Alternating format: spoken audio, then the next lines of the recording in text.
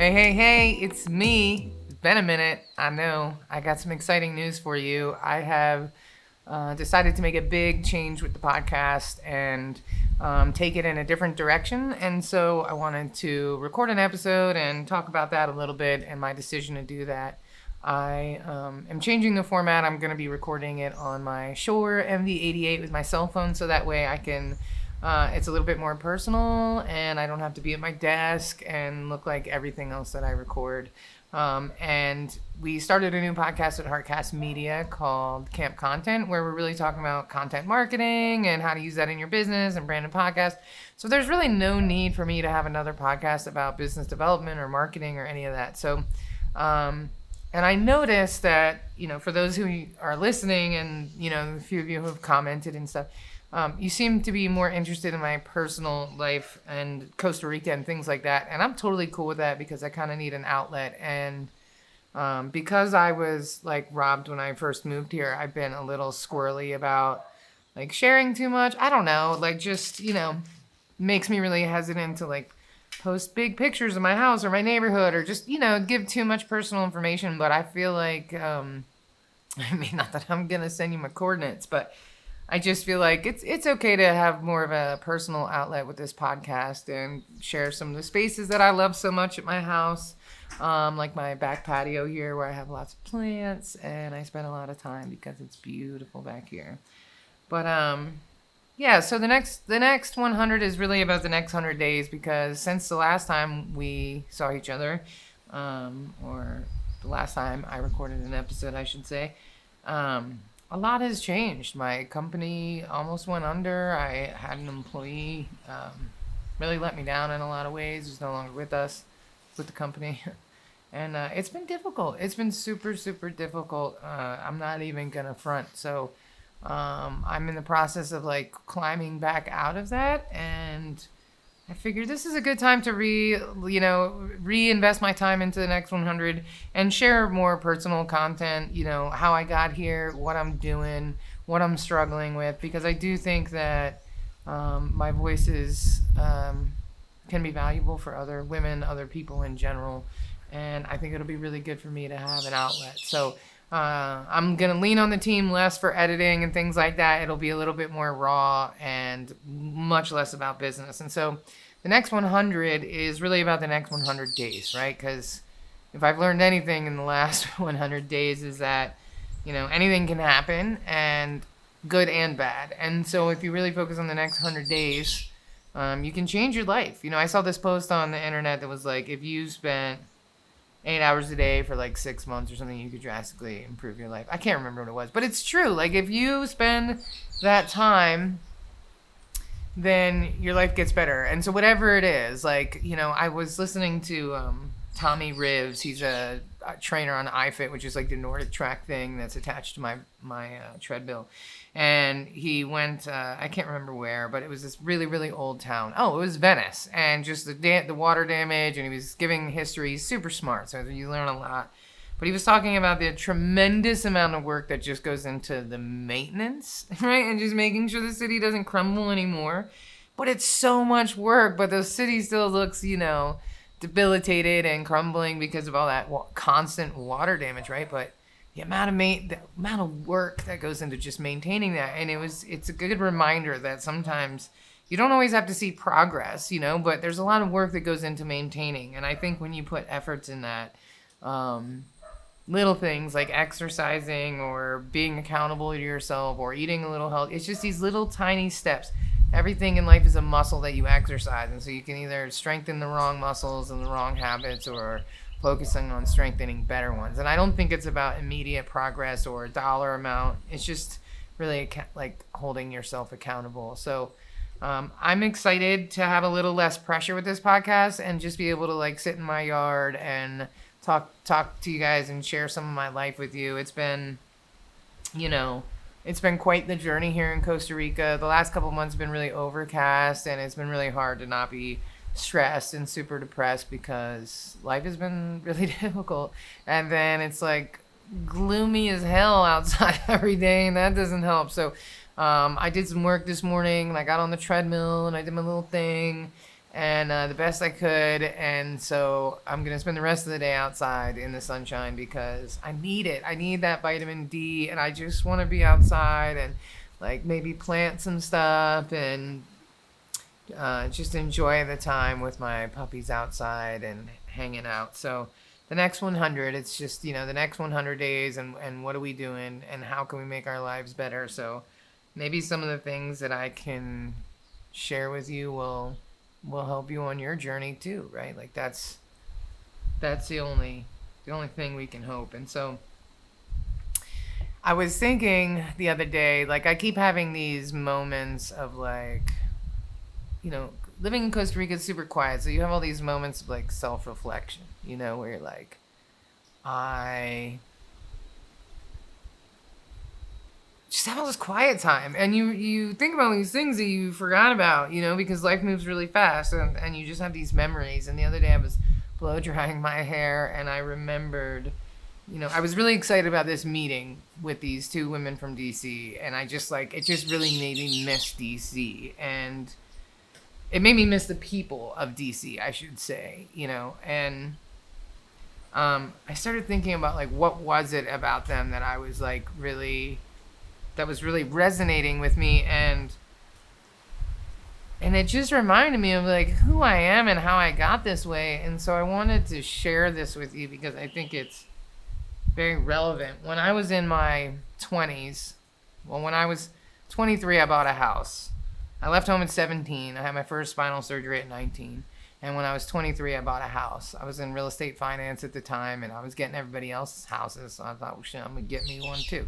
And so I bought a house, and I was living there with my boyfriend for a couple months, and we broke up. And so I was there by myself, and one of the agents that I had worked with brought this woman over named Adoria Doucette. And Adoria just took a liking to me. I had like dreadlocks. Don't hate me. I had dreadlocks, and I was like growing weed, and which was pretty like sketchy back then, for sure. Kind of dumb, definitely. But I had really good weed, and so she was like, "I'm gonna take you out this weekend, like I'm gonna come pick you up. I'm gonna take you out." I'm like, "All right." I'm like in like bell-bottom jeans and like a.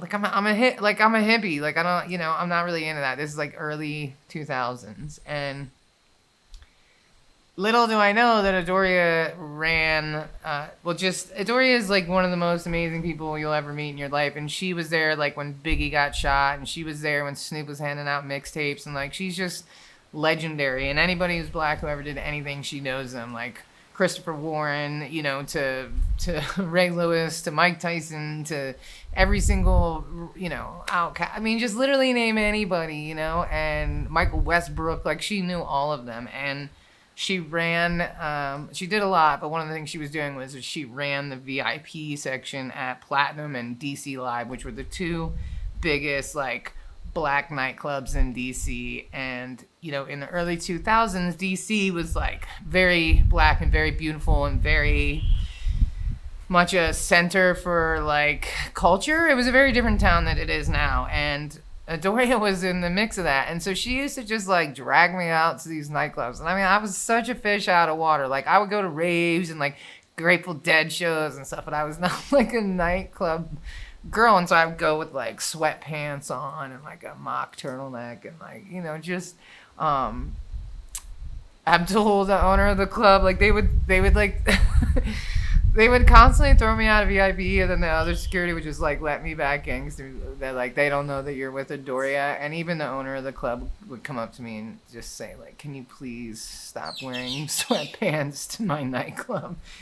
But I was with Adoria, and I was with Snoop, or I was with, whoever, Tretch, Shine, Mike Tyson, like literally insert name, I was there. And so, I'm sure there's some pictures of those clubs back in the day, and I probably stand out like a sore thumb. But Adoria was one of my biggest influences because, I left home at 17, as I mentioned, and I didn't have a lot of family support and definitely not a lot of maternal support. And Adoria sort of filled that gap for me. And Adoria was the most just, dynamic person I've ever met. She's from New Orleans, and she just has this very unique perspective on things. And she was my biggest influence in my 20s. And I just really started thinking about what that meant for me and you know, how I kind of got this way, and like where my interest and my loyalties lies, because when, my family didn't care about me, Adoria did. And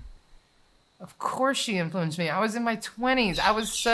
I grew up in Falls Church. It's like this big, and I had very little experience. It's really funny because these flies killing me all of a sudden. But in my high school, I went to George Mason High School, and there was 600 kids, and it was 6th through 12th grade. So it's not a lot of people, and I was the president and the founder of the Multicultural Awareness Committee, and there was like 8 black kids in the entire school, so like my first best friend was, Cambodian, and he lived next door. So like, I don't know. I just always had a different kind of a perspective on things, and the TV that was available in the 80s was like very different than the TV that's now. So I just always, just never really felt like I fit in with my own family, and so I would adapt to any environment that I was in, and that was especially important in my 20s because you're so impressionable. And here I am hanging out with a woman who's got, Mike Tyson on speed dial. And I mean, the stories that I could tell y'all, you wouldn't even think they're true. You would think I was lying to you, like being at Ray Lewis's house the weekend after he won the MVP of the Super Bowl, 2 years after he was accused of murder. So like, my life is crazy, but all of it, and I could tell stories upon stories upon stories, and I was never in any danger or unsafe or treated with any lack of respect, and so I have no bad stories. But what I learned from Adoria and from meeting all those wildly successful people was that anything is possible, and I met everybody. That was on the radio. And mind you, this is the early 2000s. Like, Ludacris was on the radio, and Nelly, like it was just a different time, spinning rims and TVs in the back of the seat. It was just a different time. There was so much good music on the radio. It was fun. And I met every single one of them. Yall, literally, I met them all. And what I learned from that is that some of them were assholes. Most of them were super assholes who I just didn't want to hang out with, you know what I mean? The nicest one of all of them, well, the top 3, Snoop. Literally the most genuine, nicest guy you ever met in your life. Ray Lewis, shockingly, also super nice. And who's the third person I was just gonna mention? I don't know. I can't remember right now. But Mike Tyson, also super nice guy, right?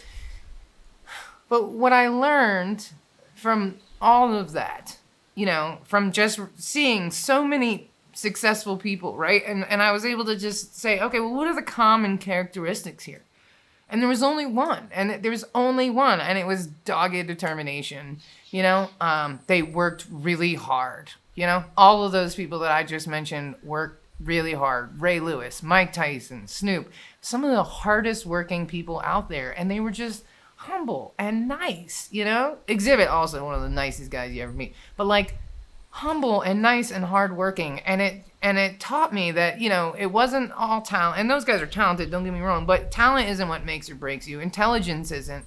It's determination. It's like the ability to get knocked down and get back up again. If you think about the things that Snoop faced in his life, when he was younger with, death row and the murder charge and all that stuff. He thought he was going to go to jail. His life could have been different. Mike Tyson was accused of rape, all kinds of crazy shit. He bit Evander Holyfield's ear off. Bro.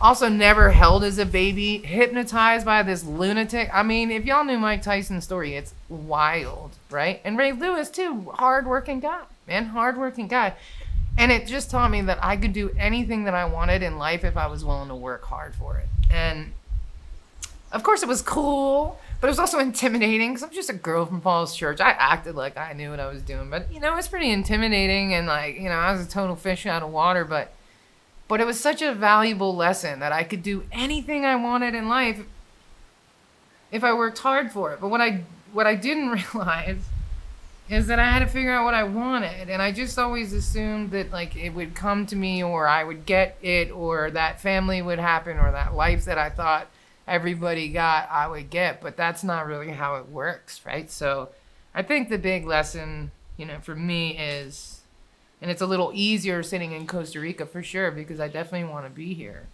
But you can do anything is possible. Like anything is legitimately possible if you're willing to do the work. And a lot of people just aren't willing to do the work. And sometimes I'm not willing to do it either. We have ebbs and flows. I had PTSD. I couldn't do the work, so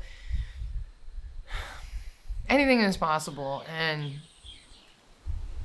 remember your roots and where you came from, because, people wonder why my lens is a little different. I'm always talking shit about white people. First of all, I'm half kidding. But because that's my roots. That's the community that took me in and loved me. Adoria Doucette, loved me. And she was she's not gone or anything, but, she's a flawed person just like the rest of us. Did she give me great advice and influences all the time? No. But what she taught me changed my entire life. And of course I'm going to be influenced by that community. It was the one that took me in and loved me and supported me and gave me a home. And so if, maybe that explains, some of my irrational rage sometimes. It's actually very rational. It's not rage. But, life is life is really funny, and I feel the most comfortable when I'm the most out of place. And I don't know what that means, but I've consistently put myself in places throughout my life where I am out of place. So I don't know. Maybe I'm trying to figure out where I belong, or maybe I don't belong anywhere. Maybe I belong everywhere. But I just kind of wanted to share that with you and, give you a little insight about who I am and really think about, who you are, right? Because I think it's just easy to forget some of those core, pillars of who we are as a person. Like founding the Multicultural Awareness Committee. Like, who did that? Nobody told me to do that. My parents were so disconnected from me, because I grew so fast and shit. And I don't even know if I told you all that story, but, I looked like a 5-year-old by the time I was 2, so everybody talked to me like I was a 40-year-old since I was 3 years old. And, it's just, it's a different time. It's a different time. Anyway, I think this is enough for one episode. I just really wanted to reach out and say, if you're listening, thank you. I hope you like the new format. I hope that you're cool with this different journey that I'm heading on of just sharing like my truth and the things that I'm thinking about. And of course, there'll be some business stuff in there because I spend a lot of my time thinking about that stuff. And so when I have these realizations, I'm going to share them with you. But I'm hoping to take some of the pressure off of this new format and be a little more consistent and share some more of my beautiful yard that I love so much. And hopefully give you guys a little break. And maybe the bird sounds and the jungle noises are a little intrusive on the podcast. Or maybe I'm coming in hot like NPR. But either way, I really appreciate you hanging out with me and listening to this podcast and showing me some love. So I hope you guys have a fantastic day, and yeah, man, be good, and I'll catch you on the next one. Hey, thanks for tuning into the podcast today. I know your time is valuable and you could spend it in any way, but you chose to spend it with me today. So thank you for that. If there's anything I can do to help you or your business or just have a conversation, I'm here. Hit me up on my website. Thanks again, and have a great day. Produced by Heartcast Media.